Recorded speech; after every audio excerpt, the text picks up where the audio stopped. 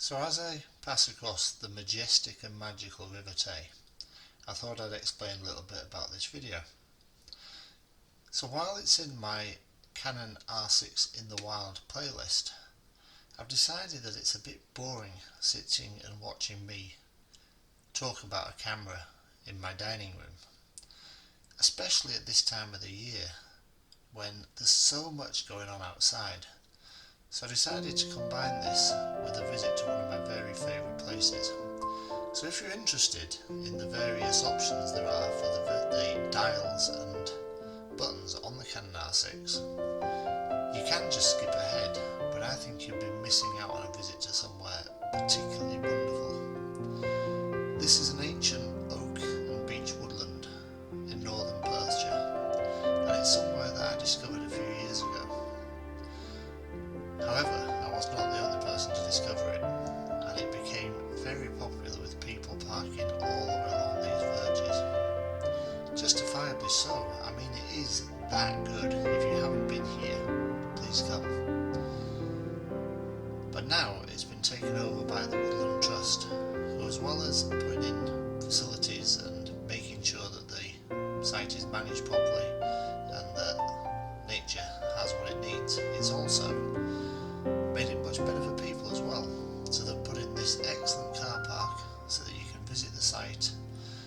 They've put in lots of information on the woodland itself, and quite often there are volunteers here sort of giving you information, pointing you to the bird feeders that are present, and generally ensuring that this place is kept for you and for future generations. Now the site can still be popular, so I decided to come very early morning so that I would not end up monologuing while people were walking past me quite so much. So I hope you enjoy. If you do decide to come, there's about a 2-mile walk around the outside of the woodland, and it's well worth it. Anyway, here I am. Good morning. I'm Ian Hay. I'm a landscape, wildlife and environmental photographer in eastern Scotland, and I'm at one of the most stunning places you could ever be. So this is the Kinclaven woodland, an ancient woodland in northern Perthshire, and I think you can see behind me it's wonderful. This is a Woodland Trust property, and I would ask you to subscribe to this video, but also you might want to consider giving a little donation to the Woodland Trust, because they manage this place and they do a superb job. Key thing here, I'll be sticking to the paths. Don't go walking off into the Bluebells. There's a really good path that goes around the perimeter of the site, which gives you lots of photographic opportunities, and that's what I'll be doing. I'll be sticking to that. It's now early June. Normally this should be finished by now, but we've had a really late spring. Very snowy winter followed by a late spring. And this is one of those places that I absolutely love. I've been coming here for probably now 7-8 years, and it's just one of those places that's in the diary. Every year at this time of the year I come here. Generally come with a family. I've been here twice with the family so far this year, and I'll include a few photos from that. One of the times I managed to come here only with my really big 600mm, well 300 2.8 lens with a 2x converter, so had to be a bit creative getting in close. But I'm going to have a walk around the site and I'll show you what I see.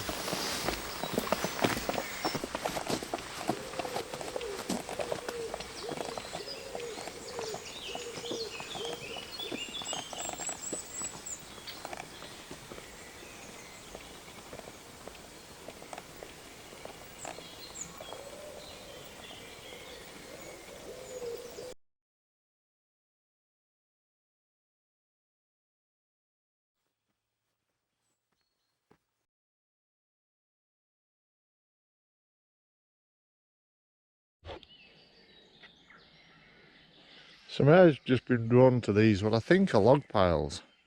So I think these have been done for nature, and I like the way that they're heading off into the scene. a nice angle. So I'm doing a bit of focus bracketing on these shots and I'll see how they come out, but the light is starting to show a bit more at the moment. It's getting a few bright and dark areas coming through the trees, so I think I'm going to concentrate on that now.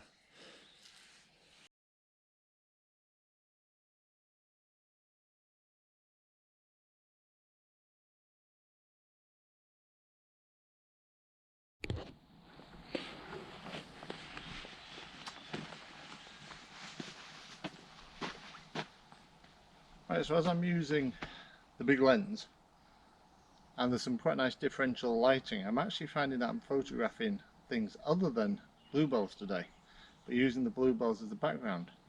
So here I'm using a really sort of wide open aperture, so it's on 3.2 40th of a second.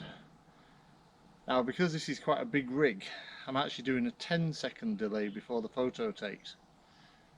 I'm using the flip out screen, which is absolutely brilliant for this, and very carefully focusing, initially using, believe it or not, the eye focus gets me on it well, and then if I zoom in I can make sure I'm happy with it. So while this counts down, I'm trying to get some photos of these wonderful oak leaves with the blue background. I've got a panoramic here, now I'll go for a landscape.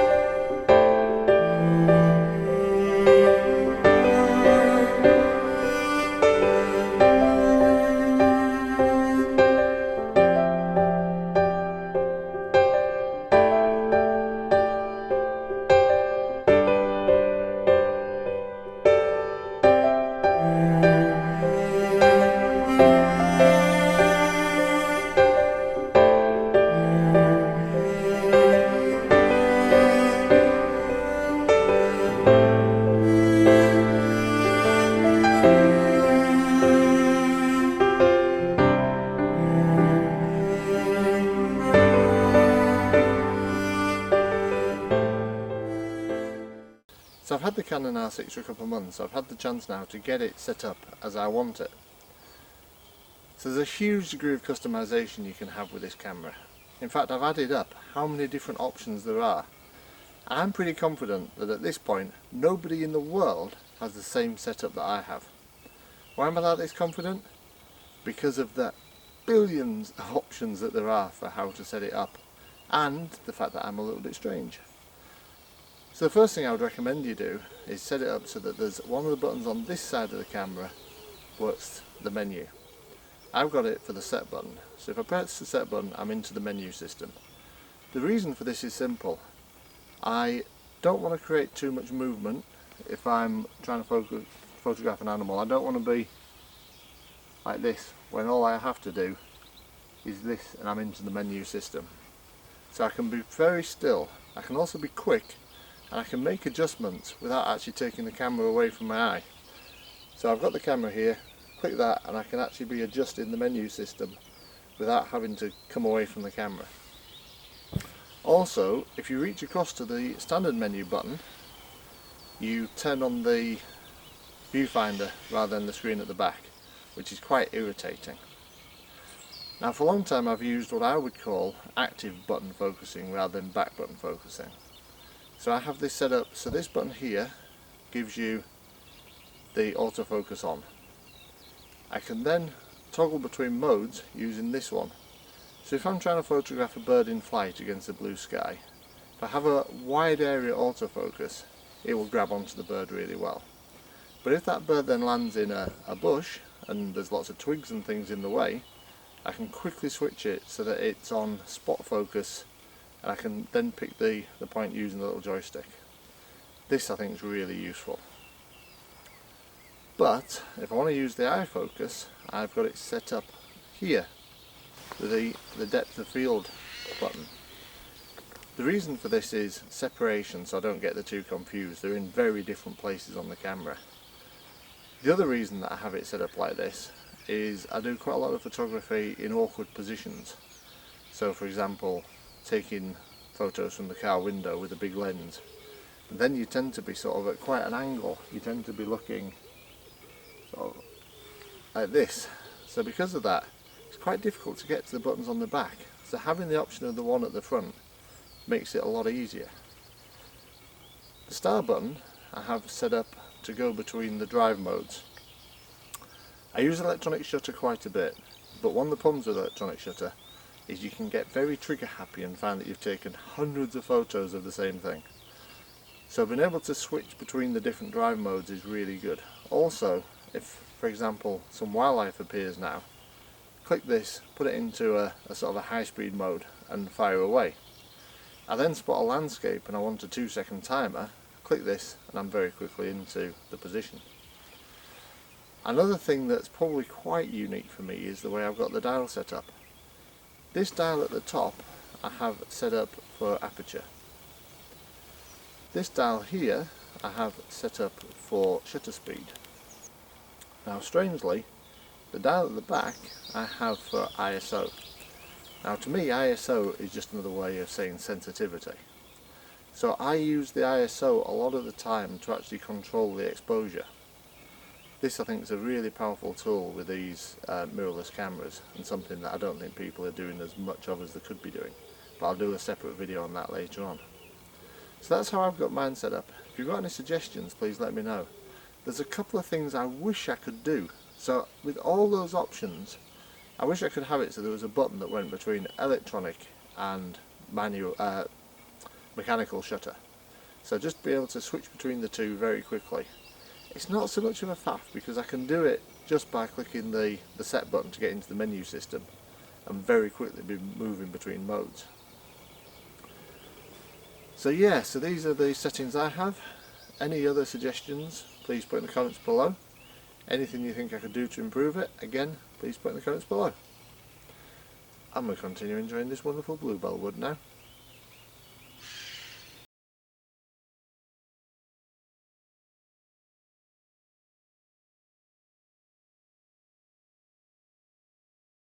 So I've spent about 20 minutes trying to find this one bluebell.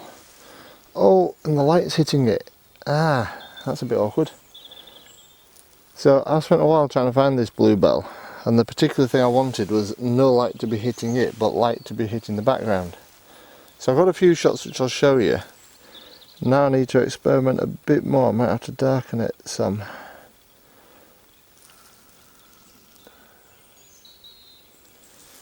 Now because I'm on a long lens and I've got all the time in the world, I've actually set this to a 10-second timer instead of the usual 2-second timer, just to make sure it's really sharp.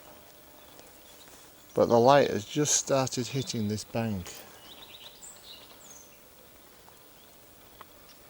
Let's have a look.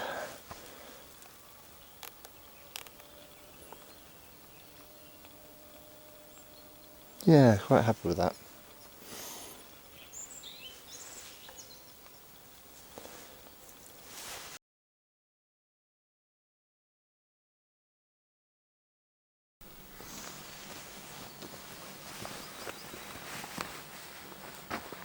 Right, so I've been here, probably on this bank here now for an hour and a half, and there's just compositions everywhere. You could spend days here. I mean, I'm looking behind, there's a dead tree behind us that just looks superb. This, yeah, I don't think I'll ever get bored photographing this site. It's just wonderful. Here I've been trying to focus on individual plants. I've been using the big lens. The 302.8 with extension is not normally what you consider to be a floral lens, but hey ho, today it is. So I've been picking out individual flower stems in amongst other plants, and then going for a really wide open aperture, so that you get like purple blobs and streaks of green with just the one bit in focus. And It's been great fun, but I'm going to have a go at doing this tree over here now. Oh, what a wonderful place. The temptation to garden's been quite strong. There's another temptation that I probably won't be able to resist coming up just around here, but the temptation to garden has been strong, but I have managed to resist, I'm pleased to say. So I think I'm just going to have a play about with this dead tree and then I will carry on my way. So just to explain, gardening means going in and removing bits of other plants and bits of vegetation, twigs and other things that are spoiling your composition. Try not to do it, it is damaging the environment and it is really cheating. At this point I accidentally left the camera rolling, so I decided to speed this up because you see, I'm a child of the 90s and I remember an excellent Guinness advert with somebody dancing around a pint of Guinness and speeded up. This kind of reminds me of it.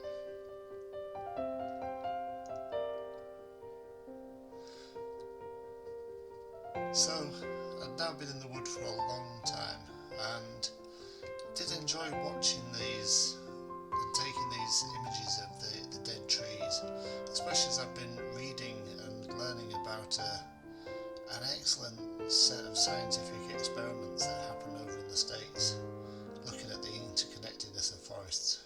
I'll include a link below.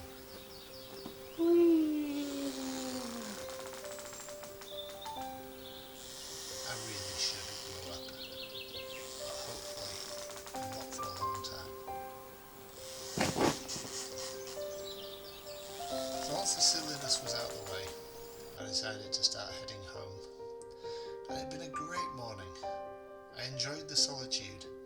You know, being at a place like this completely on your own without another soul around was just such a magical experience, and it was nice to have the place to myself. Well, almost to myself. Oh, and there's even a dog as well. Hello! Well, I hope you enjoyed this video as I get run over by a jogger. If you did, please like and subscribe.